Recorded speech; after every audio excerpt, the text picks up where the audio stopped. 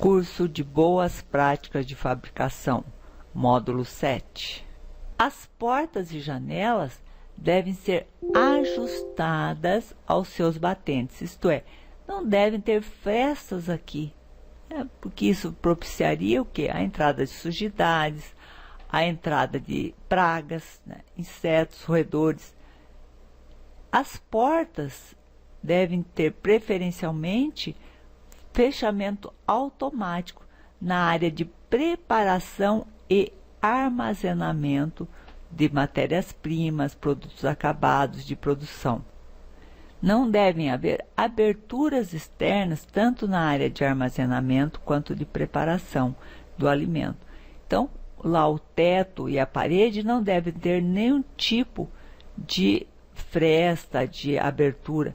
E todas aquelas aberturas, portas, janelas, devem estar devidamente protegidas com telas milimetradas, inclusive o sistema de exaustão. Qualquer tipo de abertura que seja necessária, ela deve estar devidamente protegida.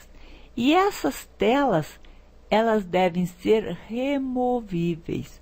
Por quê? Nós veremos que no programa de higienização, também essas telas devem ser higienizadas.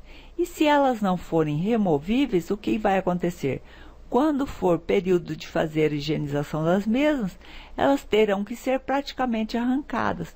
Então, essas telas devem ser removíveis para facilitar a higienização, porque senão vai ficar cheio de poeira, cheio de insetos, cheio de teias de aranha. Então, nós devemos facilitar o procedimento de higienização através da instalação dessas telas, de forma que elas sejam removíveis. Também faz parte da questão da estrutura, a iluminação na área, seja de armazenamento ou de preparação. Nós temos que ter uma iluminação que permita uma visualização geral e uma iluminação sem causar sombras, uma visualização que permita que o processo ocorra de maneira eficiente e também que permita a higienização e a visualização de que essa higienização foi bem feita. Assim como possamos notar a cor, a textura, ou seja, as características sensoriais dos alimentos, que elas não alterem essas características sensoriais dos alimentos. Antigamente eram comuns, por exemplo, nos supermercados, nas gôndolas, onde estavam expostas as carnes, se instalar lâmpadas vermelhas. Com isso, modificava a coloração desta carne. Isso não é permitido. E essas luminárias, então, elas têm que ser em número apropriado, com uma localização apropriada e devem estar protegidas, isto é, ter um sistema de proteção. Se elas vierem a estourar, não haverá possibilidade desses fragmentos do vidro da luminária cair sobre a linha de produção ou sobre os manipuladores, causando um acidente de trabalho. Então, há necessidade desta proteção das luminárias. Então, vejam que nós temos diversos fatores envolvendo a questão da iluminação. Ainda com relação à iluminação, as instalações elétricas, os fios, devem estar embutidos ou protegidos através de tubulações. E essas tubulações externas devem estar íntegras e não devem permitir o acúmulo de sujidades, não devem permitir a entrada de insetos, para ali, de repente, se constituir num abrigo para os mesmos.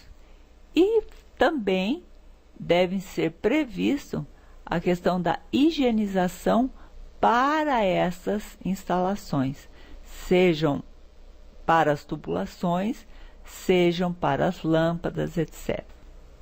Ventilação, outro item que faz parte do eixo de boas práticas ambiental. Então, para quê? Para a renovação do ar, para que esse ambiente fique livre de fungos, gases, fumaças, pós, partículas em suspensão, também a condensação de vapores, tanto para garantir a qualidade do ar, a qualidade do processo, como também para proteger a saúde e o bem-estar dos manipuladores. Então, é muito importante que você tenha um sistema de renovação de ar, um sistema de ventilação que permita a esse ambiente estar livre de todos esses inconvenientes. Então, isso é muito importante se verificar durante a construção, quando se está projetando a indústria, o restaurante, a lanchonete, mas também deve fazer parte do programa de manutenção, para que esse sistema que foi instalado continue funcionando durante todo o período. E uma coisa importante, o fluxo de ar não deve incidir diretamente sobre os alimentos. Então, tudo isso deve ser observado no eixo ambiental, na questão da ventilação. Eixo ambiental, equipamentos, móveis e utensílios. Então, como devem ser os equipamentos, móveis e utensílios? Eles não devem transmitir ao alimento substâncias tóxicas, odores, sabores. Para isso, devem atender à legislação específica para superfícies em contato com alimentos. Além disso, devem ser resistentes à corrosão e também devem ser resistentes a repetidas operações de higienização. Então, dependendo do tipo de operação que eu vou ter, se eu vou utilizar um alcalino forte ou então um agente ácido, eu tenho que ter um tipo de superfície. Agora, se a minha indústria, se o meu local precisa somente de um detergente neutro, eu posso ter um outro tipo de superfície. Então, tudo isso deve ser observado quando eu vou fazer a instalação, a compra de equipamentos e assim por diante. Nós, nesse caso, devemos conhecer a Resolução 91 de 2001. Aprova o regulamento técnico e os critérios gerais e classificação de materiais para embalagens e equipamentos que entram em contato com o alimento.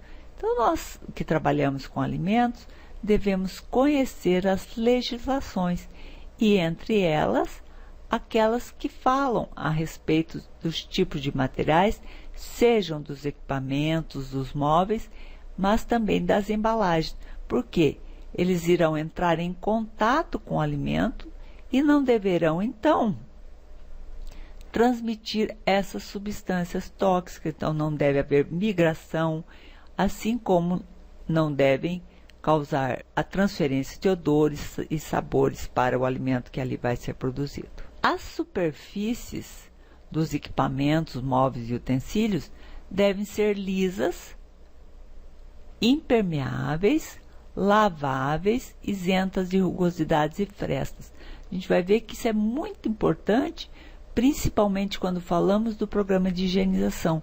Então, quando ela é lisa, ela vai facilitar o procedimento de higienização, vai dificultar a aderência de resíduos alimentares. Ela deve ser impermeável para que não absorva gorduras, proteínas, isto é, resíduos dos alimentos, dificultando a higienização e facilitando a proliferação de micro-organismos. Devem ser laváveis, para remoção desses resíduos de produção e também não permitindo a formação de biofilmes e nem a multiplicação de micro-organismos. Para isso, devem estar, então, isentas dessas rugosidades e frestas que dificultam a higienização, a remoção desses resíduos, assim como facilitam a formação dos biofilmes e também a multiplicação dos micro-organismos que ficam ali protegidos nessas rugosidades ou frestas. Bem, pessoal, faça agora a avaliação do módulo e aguarde o próximo. Até lá!